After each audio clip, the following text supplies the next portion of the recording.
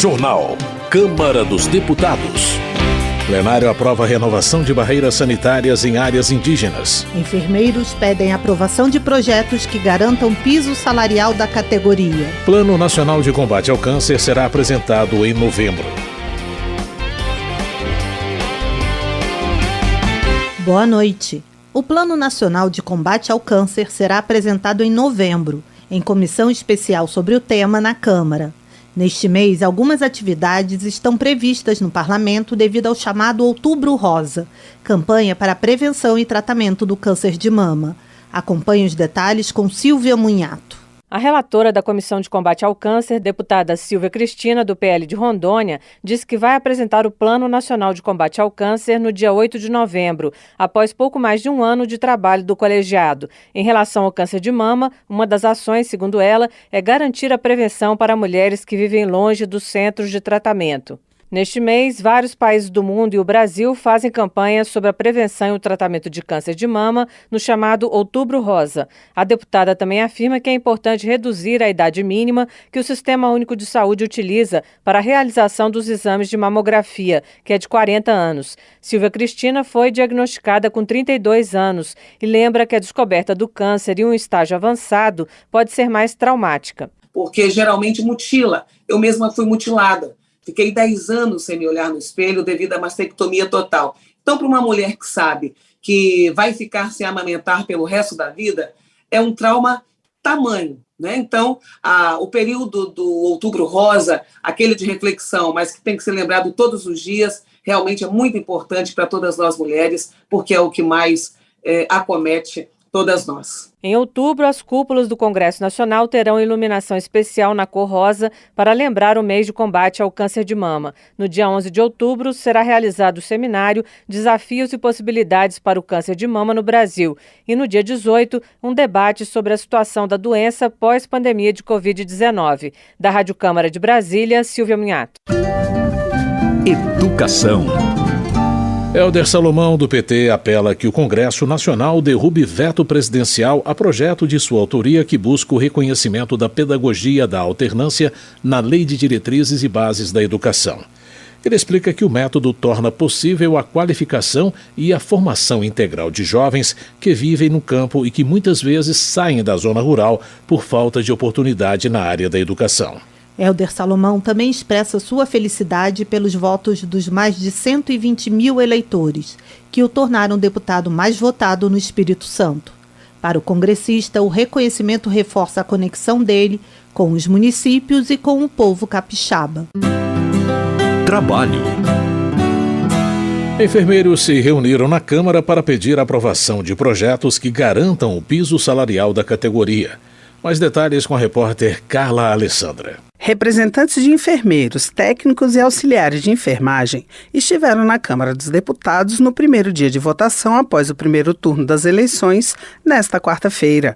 A categoria pressiona os parlamentares para a votação de propostas que garantam recursos para o pagamento do piso salarial da enfermagem até o final de 2023.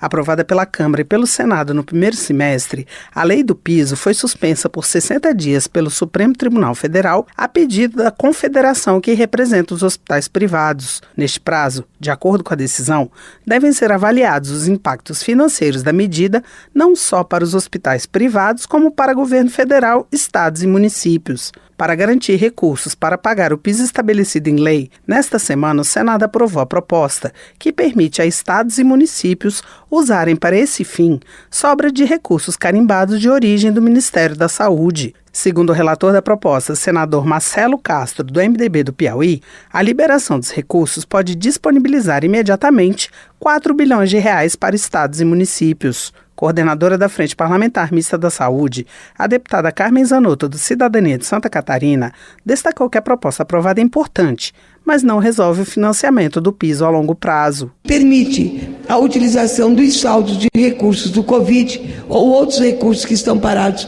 nos fundos municipais de saúde, fundos estaduais, e que, se o gestor assim entender, poderá fazer frente ao piso nacional da enfermagem nos estados e municípios, inclusive apoiando a rede hospitalar filantrópica prestadora de serviços do SUS. Para a deputada, agora é preciso aprovar a proposta na Câmara, além de outros projetos que garantam recursos para o pagamento do piso. Entre as propostas que tentam garantir recursos, uma que está pronta para ser apreciada pelo plenário desonera a folha de pagamento dos hospitais privados.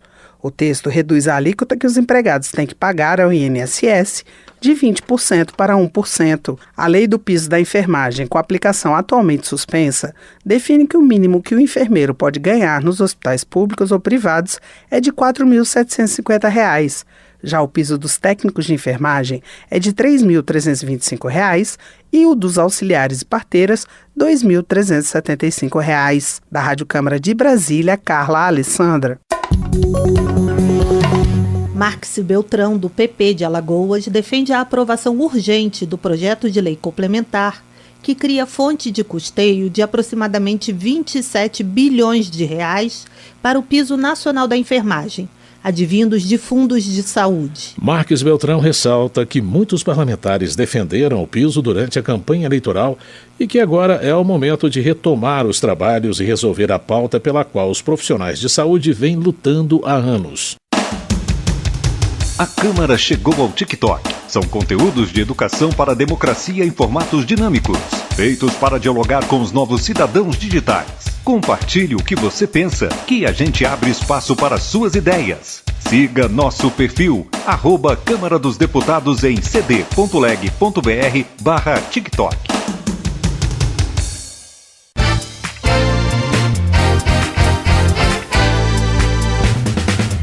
Especialista aponta que, para se desenvolverem, as cidades devem combinar a mobilidade urbana com políticas de infraestrutura. Confira na reportagem de Luiz Cláudio Canuto. Os planos municipais de desenvolvimento devem combinar transporte público e mobilidade urbana com as políticas de infraestrutura de energia e saneamento básico para orientar o crescimento adequado das cidades. Esta é a avaliação do professor Joaquim José Guilherme de Aragão, do Departamento de Engenharia Civil e Ambiental da Universidade de Brasília. Segundo ele, grande parte das prefeituras hoje se preocupa em realizar obras de infraestrutura que muitas vezes não são pensadas para aprimorar a mobilidade urbana, nem mesmo para facilitar a circulação dos automóveis. Em entrevista ao programa Painel Eletrônico da Rádio Câmara, o professor lembrou que, embora a Lei de Mobilidade Urbana já tenha mais de 10 anos, o setor ainda não se tornou prioridade. O que a gente vê é que as prefeituras estão mais interessadas em obras, mesmo que elas não façam um grande avanço em termos de política de mobilidade, mas reinem talvez uma inauguração, uma fita verde e amarela, etc. e tal. Então, a situação é essa, quer dizer, as prefeituras não estão realmente acordadas para o problema de mobilidade urbana. Sem essa política, sem esse esforço de entender a mobilidade urbana, um elemento fundamental para a economia das suas cidades, realmente a gente não avança. Na opinião do professor, a falta de recursos não é desculpa, pois recursos aparecem quando uma cidade demonstra vontade política em relação a esse tema. Joaquim Aragão defendeu prioridade ao transporte público para incentivar o usuário a deixar de usar automóvel e assim diminuir o número de veículos em circulação. Mas, de acordo com ele, falta estímulo ao uso do transporte coletivo. O transporte coletivo no Brasil é um sistema que está praticamente reservado à população mais pobre, ou seja, a população cativa que não tem outros meios. A população, ela tem de saber, principalmente aqueles que têm carro, eles precisam saber, conhecer o sistema de transporte. Hoje ninguém conhece. Eu não conheço, por exemplo, qual é a linha, quais são as frequências, quais são os horários. E quando você vê países onde você tem maior participação de transporte coletivo, a primeira coisa que o usuário tem é informação. Boa parte da população que hoje é dependente do automóvel não sabe tomar um ônibus. Então, já começa daí. Para o professor Joaquim Aragão, as prefeituras deveriam estabelecer metas de desempenho nos contratos de concessão do transporte público, que precisam sempre ser desenhados em função de uma política de mobilidade. Hoje, em geral, a questão do transporte público é resolvida apenas com a ampliação de subsídios a categorias específicas. A contratação ela é benéfica, desde que o poder público saiba o que ele quer dos empresários. Para isso, ele tem de ter uma política de mobilidade. Quer dizer, os contratos devem ser desenhados né? E as licitações também, em função de uma política de mobilidade. Isso está faltando. Se não existe política de mobilidade, a concessão rola até porque o poder público não quer construir mais nenhuma empresa operadora de ônibus e deixa as coisas correrem soltas. Na visão do professor Joaquim José Guilherme de Aragão, do Departamento de Engenharia Civil e Ambiental da UNB, como não há compromisso das prefeituras com o desempenho das empresas que vão cumprir o serviço, os recursos públicos servem apenas para tapar buracos no setor. Da Rádio Câmara de Brasília, Luiz Cláudio Canuto. Política. Marcel Van Hatten, do Novo do Rio Grande do Sul, afirma que o Supremo Tribunal Federal tem se tornado um órgão de censura no país. O parlamentar cita a matéria do periódico americano The New York Times, que questiona se, para defender a democracia, o STF estaria indo longe demais. Para exemplificar a ação do Supremo, a revista citada por Marcel Van Hatten relata o caso das investigações movidas contra um grupo de empresários brasileiros acusados de espalhar notícias falsas. O deputado também condena o silêncio da corte frente às manifestações do MST. Eleições. A bancada indígena terá 5 parlamentares na próxima legislatura. Saiba mais com o repórter Cláudio Ferreira. A bancada de indígenas na Câmara dos Deputados para a próxima legislatura terá 5 parlamentares. São 4 deputadas que vão iniciar o primeiro mandato, além de Paulo Guedes, do PT de Minas Gerais, que foi reeleito. Entre as integrantes do grupo está Célia Chacriabá, também de Minas. A professora foi eleita pelo PSOL. 2 candidatas de São Paulo vão fazer parte da bancada indígena. Juliana Cardoso, eleita pelo PT, também é educadora e cumpre mandato de vereadora na cidade de São Paulo. Sônia Guajajara, do PSOL, é coordenadora executiva da Articulação dos Povos Indígenas do Brasil.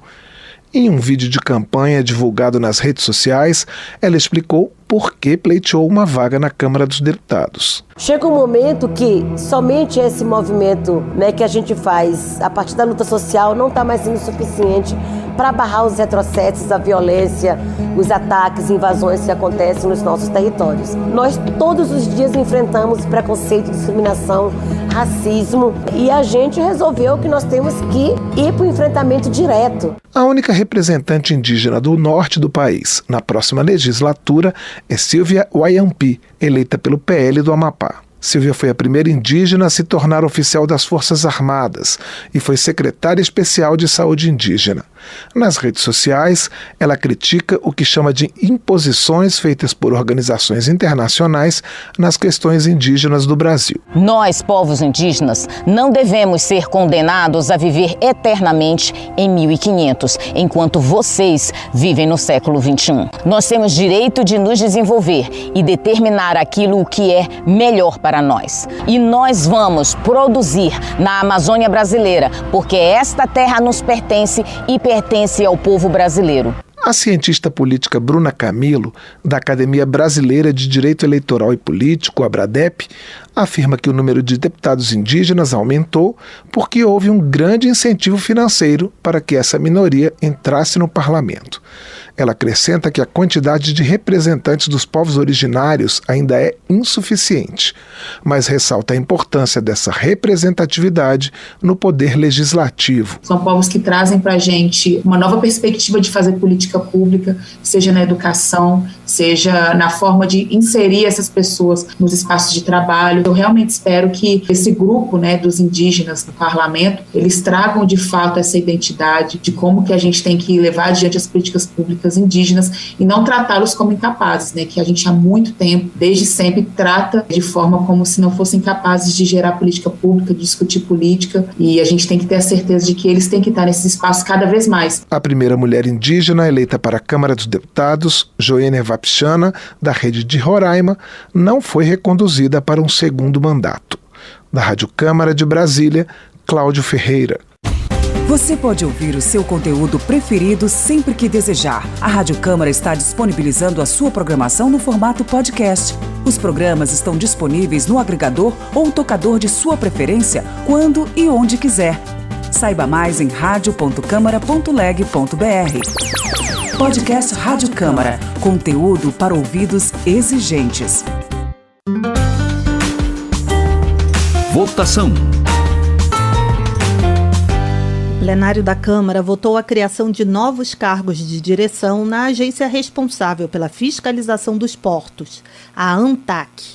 O repórter Antônio Vital acompanhou a votação e tem os detalhes. O plenário da Câmara aprovou medida provisória que cria 2 novos cargos de direção no Conselho da Agência Nacional de Transportes Aquaviários, a ANTAC. A MP aumenta de 3 para 5 o número de membros da diretoria colegiada da agência e cria 6 cargos de assessor para dar apoio às novas diretorias. A ANTAC atua na fiscalização de portos e na navegação comercial, não só no mar, mas também nos rios. De acordo com o governo, a agência supervisiona 36 portos e 203 terminais de uso privado em um setor responsável por 95% das exportações do país. O relator, deputado Sidney Leite, do PSD do Amazonas, alterou o texto original e aumentou os mandatos dos primeiros diretores a serem nomeados depois da aprovação da MP. O primeiro ficará 4 anos e o segundo 5 anos no cargo. Isso porque a lei que criou a agência prevê que os mandatos dos diretores não podem ser coincidentes. O plenário rejeitou a emenda apresentada pelo PT, que determinava que essas 2 novas diretorias seriam ocupadas por servidores de carreira do órgão. Para a deputada Érica Cocai, do PT do Distrito Federal, seria uma maneira de garantir a continuidade das ações da agência. Então o que nós estamos propondo são 5 diretores, que os 2, que é o objeto desta medida provisória, o acréscimo de 2, sejam funcionários de carreira, sejam funcionários que vão permanecer, qualquer que seja o governo, eles vão permanecer construindo a instituição, construindo o órgão, carregando a memória do órgão. O relator Sidney Leite disse que os 2 novos cargos de direção vão contribuir para aumentar a eficiência da ANTAC. Possibilitará ainda mais condições de garantir um cenário de competitividade, a harmonização dos interesses público e privado, o que reforçará a sua missão institucional de assegurar à sociedade adequada prestação de serviço e transporte aquaviário e de exploração das infraestruturas portuárias e hidroviárias. A medida provisória que cria 2 novos cargos de direção na ANTAC seguiu para análise do Senado e precisa ser aprovada até 17 de outubro para não perder a validade. Da Rádio Câmara, de Brasília, Antônio Vital. Saúde. O plenário da Câmara aprovou medida provisória que mantém a obrigação de barreiras sanitárias da FUNAI em áreas indígenas até o fim do ano, como forma de proteção contra a Covid-19. O repórter Antônio Vital tem as informações. A MP foi publicada em junho e, na prática, representa a prorrogação de medida semelhante aprovada no ano passado, em plena pandemia, inclusive com a previsão de pagamento de diárias ao pessoal empregado nas barreiras. A obrigação de proporcionar medidas de proteção aos índios durante a pandemia foi determinada ao governo pelo Supremo Tribunal Federal em 2020, depois de uma ação proposta pela Articulação dos Povos Indígenas e por 6 partidos da oposição. Segundo a medida, as barreiras sanitárias devem ser compostas prioritariamente por servidores públicos federais ou por militares, e eventualmente por servidores públicos e militares requisitados pelo Ministério da Justiça e Segurança Pública. A MP dá à FUNAI a atribuição de pagar as diárias aos integrantes dessas barreiras até 31 de dezembro, data final de vigência da medida. No ano passado, quando a primeira MP sobre o assunto foi aprovada, a deputada Joênia Wapichana, da Rede de Roraima, que é indígena, criticou o uso do orçamento da FUNAI para este fim. O relator da MP, deputado Ayrton Faleiro, do PT do Pará, defendeu o emprego de agentes de forças de segurança nas barreiras, até mesmo como maneira de proteger os agentes públicos que atuam nessa área. Ele lembrou ainda que a medida decorre de decisão judicial. É bom lembrar que essa medida provisória ela já chega praticamente no fim da pandemia. E é bom lembrar também que se ela está aqui hoje é resultante da decisão do Supremo, dizendo que se fazia necessário essas medidas, essas barreiras protetivas em benefício das populações indígenas. A MP que dá à FUNAI a atribuição de manter barreiras sanitárias nas áreas indígenas seguiu para o Senado Federal e precisa ser aprovada até o dia 17 de outubro para não perder a eficácia. Da Rádio Câmara, de Brasília, Antônio Vital. Termina aqui o Jornal Câmara dos Deputados, com trabalhos técnicos de Everson Urani e apresentação de José Carlos Andrade e Mônica Tati. Uma boa noite para você. Boa noite. A Voz do Brasil retorna amanhã. Você ouviu A Voz do Brasil. Boa noite.